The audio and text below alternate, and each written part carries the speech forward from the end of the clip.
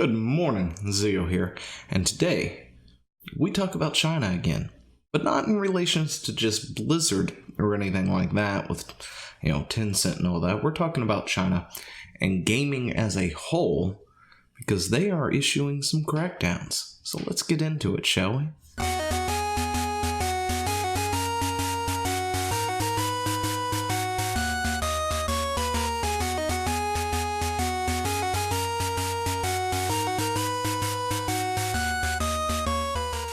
So, China is cracking down on online gaming with curfews and time limits. And I'm not sure how this is going to affect the market. I mean, as we know, a lot of gaming companies like Blizzard and stuff are currently trying to break into the Chinese market. Several have. Several are like 100% controlled by China. And other things like Riot Games and stuff. And the Asian market is, of course, huge, especially in the esports scene. So it's going to be interesting to see how these crackdowns affect all of that. Because depending on, I guess, the ages of the primary demographics playing games, we could see a drastic change in how companies handle things. Mainly because it may not be worth it for them to even do China at that point, depending on if the bulk of the audience is 18 or younger.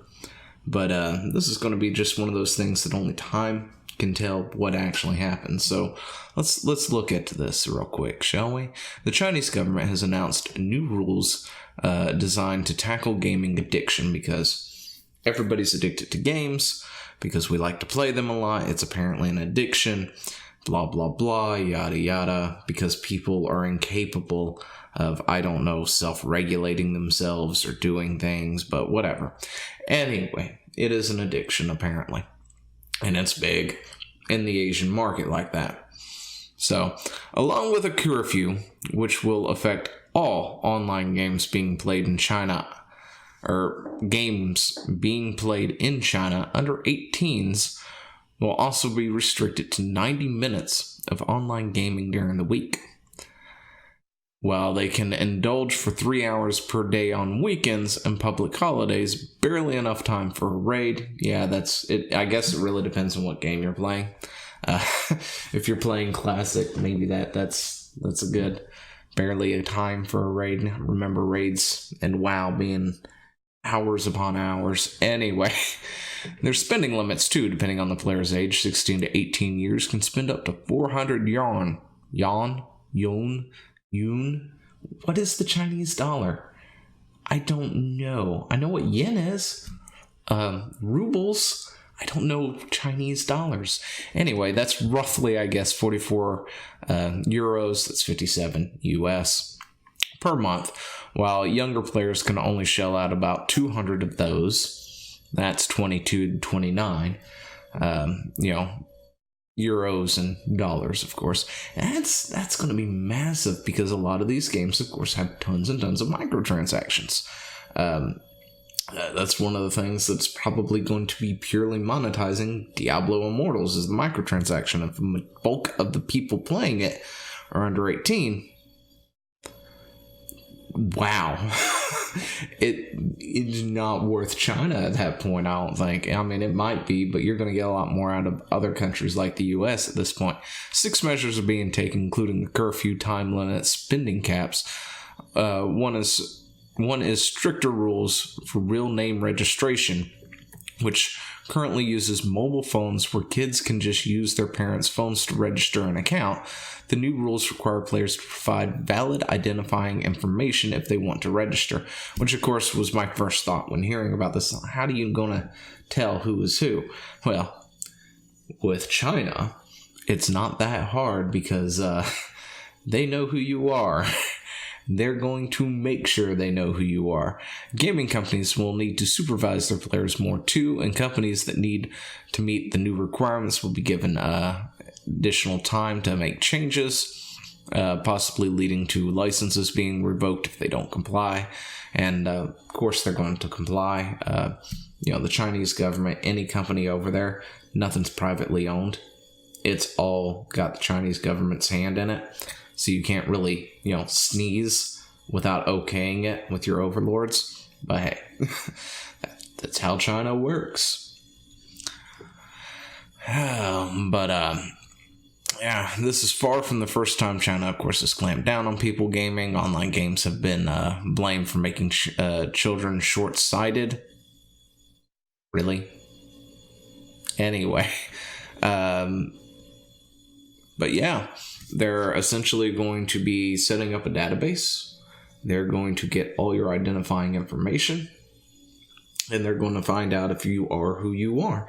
If you're a minor, if you're an adult, and allow you to game based on that. And if they find out you're breaking the law, well, I'd hate to figure out what exactly they're going to do to you if you're breaking the law in China. I hear that's really bad to do. But yeah. Tencent's Honor of Kings pressuring the publisher into restricting the amount of time minors could play and introducing real name registration programs. This didn't stop it from becoming the highest grossing mobile game of 2018, according to analysts at Sensor Tower. And that's fine. As of right now, it may not. Apparently a similar law exists in South Korea, my home country. Through the shutdown law was scaled back in 2017, leaving it up to parents. It's still a bit more complicated than getting permission to play Destiny 2 from your mom. However, as parents need to apply for permits to allow their kids to play games after midnight, yada yada. And that doesn't seem to have really affected anything but this. Right now, of course, nothing has been really a huge effect affecting it. I mean, they're sitting there going, this didn't stop it from becoming the highest grossing mobile game of 2018, which is fine. But these laws weren't in place either. They're going to be in place sometime soon, apparently. I guess like next year or whatever. And